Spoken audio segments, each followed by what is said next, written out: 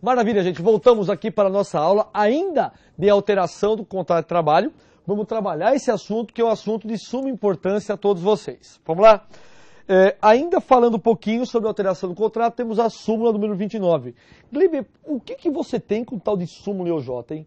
Porque eu sei que a súmula e a OJ, gente, são itens que caem demais. Recentemente eu gravei um curso com 1000 questões comentadas, turma de Direito do Trabalho. 1000 questões. Quer dizer, eu perdi mais tempo, né, gente? Ou melhor, ganhei tempo. Quando você faz isso, você ganha tempo. Procurando questões do que propriamente dito falando sobre elas. Depois da questão 200, 250, gente, começa a se repetir as coisas, sabe? As questões são muito parecidas, elas se repetem, não é? Isso em todos os ramos do direito. Dentro aqui de alteração dos direitos trabalhistas, o que cai com grande coisa, gente, são as súmulas. Por isso que eu falo tanto sobre elas, tá? Súmula 29, vamos lá, gente? Empregado transferido por ato unilateral do empregador para local mais distante, é cabível o vale-transporte. Então, qual que é a dica de prova? Súmula 29. Só é cabível o vale-transporte ao empregado que ele foi obrigado a mudar de filial. Por exemplo, você trabalha no local e o patrão pede para que você mude de local de trabalho. Ele tem que pagar esse complemento para você. E, gente, lembrando que o vale-transporte é considerado salário. Por isso que desconta 6% do salário o valor a título de vale-transporte. Porque o vale-transporte ele deve ser somado também a título de salário, sem problema nenhum. Diante desta concepção, o que eu chamo a atenção de todos os amigos e amigas aqui. Agora, se for um ato bilateral, por exemplo, eu trabalho numa filial da empresa e abriu-se outra filial que fica mais perto da minha casa. Ou fica mais longe, mas fica próxima à faculdade a qual eu estou trabalhando, eu estou estudando. Então, diante dessa situação, se for um acordo bilateral, aí não haverá acréscimo salarial, tá bom, gente? O acréscimo salarial somente será devido quando? Se for um ato unilateral. Maravilha, gente. Súmula número 87, vamos lá? O que vocês devem saber sobre a súmula 87? Vem comigo, gente. Mesmo que o empregado receba, vamos lá, mesmo que o empregado receba a previdência pública, mesmo que o empregado receba a previdência pública, pode ser complementado através de previdência privada. Pode ser complementado através de empresa privada. Através de empresa privada. Então, por exemplo, muitos funcionários pagam a previdência pública, que é o INSS, tudo bem? Só que muitos fazem um plano de previdência privado, através de seus bancos. A empresa também pode fazer isso. E uma vez que ela faz isso, automaticamente, gente, essa complementação à aposentadoria pode ser devido também. Então, a súmula 87, ela tem que ser trabalhada juntamente com a súmula 92. 87 deve ser somado com a súmula número 92. Perfeito, gente? Então, uma não atrapalha a outra, entende? Então, uma previdência não atrapalha a outra previdência. Tá ok? Então, quanto a isso, não há óbice ou problema algum para o empregado, tá bom?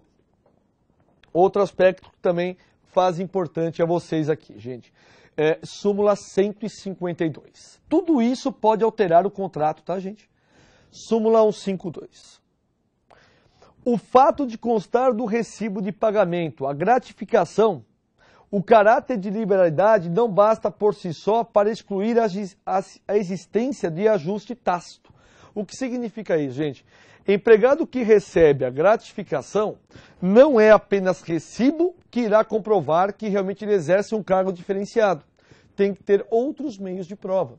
Então não é apenas a assinatura do recibo. É apenas o que, gente? Existem outras provas para esta situação. Outra situação aqui para vocês também, turma. Súmula número 372. Vamos lá, 372. Mantido o empregado no exercício da função comissionada, não pode o empregador reduzir o valor da sua gratificação. Então, enquanto estiver mantido o empregado naquele local, não pode ser reduzida a sua gratificação. Agora, se ele mudar de função, aí sim, isso pode ser alterado. Perfeito, meus caros?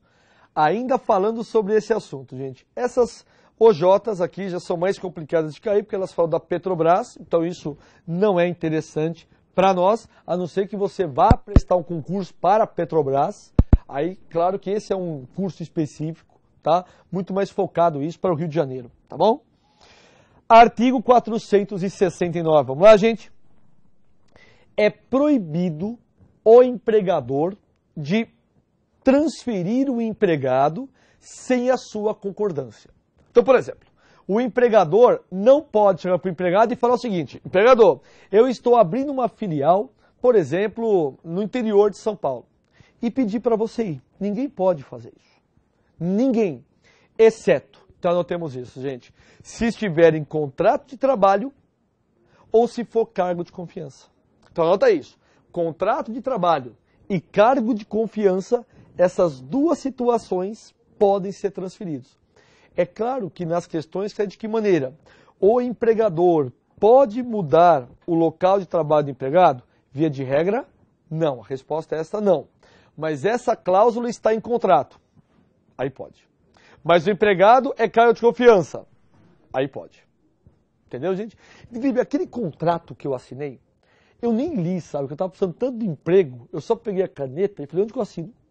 Ninguém lê contrato de trabalho, gente. Ninguém lê. Você está precisando de um trabalho, cara, é uma oportunidade que você está tendo. Ninguém vai pegar o contrato e ficar assim, doutora Amanda, eu não concordo com essa cláusula. O que ela vai fazer? Gleibe, vai embora, próximo da fila. É assim que funciona. Posso alegar nulidade, desconhecimento, erro, ignorância, coação? Até pode, mas não será cabível. Erro ou ignorância, gente, que está no Código Civil, só pode ser alegado para aquelas pessoas muito simples, sabe?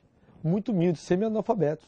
Agora, eu não posso, por exemplo, alegar erro ou ignorância uma pessoa que tem nível superior, por exemplo.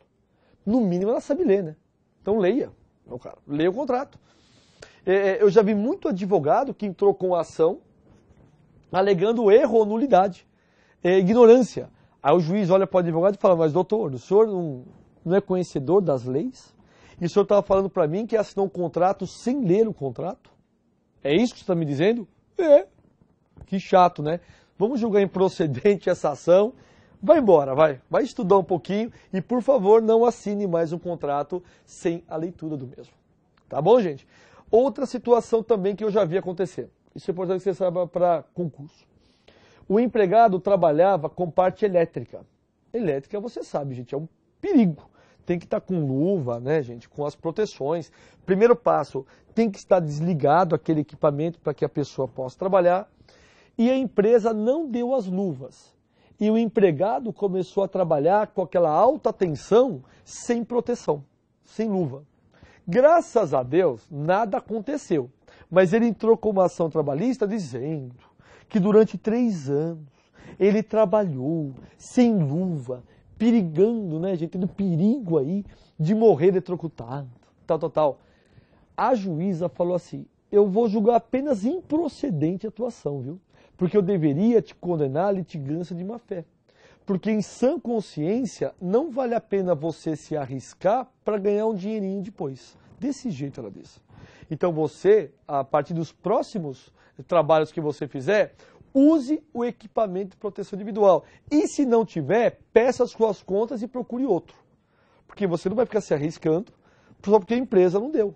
Mesma coisa, né? Para Gleiber, quebra esse galho e segura esse fio descascado aqui. Eu não vou segurar nunca. Ah, mas vou ser mandado embora. Antes eu ser mandado embora do que morrer, né, gente? Questão de bom senso, não é? Então é isso aí que vocês devem saber.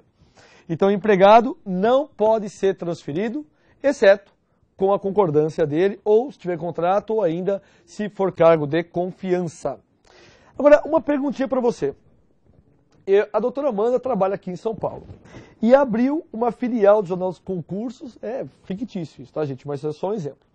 Em Rio Branco do Acre. Tem alguma coisa contra Rio Branco do Acre? Não, nenhuma.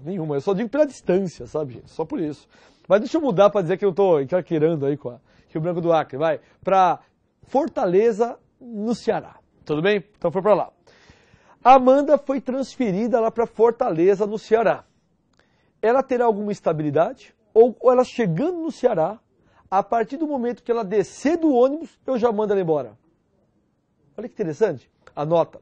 Precedente normativo 77. Todo empregado transferido tem direito a 1 ano de estabilidade quando chega no local transferido. Pouca gente sabe disso. Chegou no local, até pode mandar embora, desde que pague 1 ano de salários. Então, beleza, quanto eu vou ganhar? R$1.000? Então, são R$12.000, né? 12 salários, mais o 13º, mais as férias e mais o fundo diretivo. Aí você pode mandar embora. Nem desço do avião. Eu já fico por aqui mesmo. Nem pego minha mala, já volto para São Paulo. Entenderam, gente? Então, precedente normativo 77, empregado transferido tem até 1 ano contado da data da transferência. E como as pessoas não sabem disso, mano. Súmula 43. O que é considerado uma transferência abusiva? Transferência abusiva é aquela que não tem a necessidade. Então, é considerada abusiva aquela transferência que não tem necessidade. Por exemplo, doutora Amanda, que está aqui, é uma especialista na área. Eu não tenho outra pessoa na empresa para mandar para aquele lugar. Eu só tenho a Amanda. Então, a Amandinha, ela pode alegar, Gleibe, é totalmente abusiva essa transferência. Eu falo, não, Amanda, não é. Porque você é a única responsável disso. Só você entende, nem eu entendo do assunto. É só você. Então, a transferência não é abusiva. Agora, se eu tenho outras pessoas que fazem a mesma função da Amanda e eu encarqueirei com a Amanda, é a Amanda que tem que ir. Aí ela pode alegar essa nulidade, esse abuso. Tá ok? Outra observação importante para todos vocês, que é considerada, gente, lícita a transferência no caso de extinção da empresa. Empresa extinta, extingue também o que, gente? O contrato de trabalho, se o empregado não quiser ir. Está fechando a empresa em São Paulo. Vamos para o Rio de Janeiro? Não, não quero. Então, eu rescindo o seu contrato e te mando embora. Do contrário, não. E quem paga esta mudança? A mudança, artigo 470, sempre serão por conta do empregador. Então, a mudança das minhas coisas, da minha casa, quem paga é o patrão. Ok? É o patrão. Cuidado com essa questão. É assim. O patrão é obrigado a pagar as transferências, né, a mudança do empregado, do cônjuge e dos filhos. Não. O patrão só é obrigado ao quê, gente? A lidar com a mudança do empregado. Legal, né? Gente, com isto eu fecho esse bloquinho, tá certo? De mais uma aula.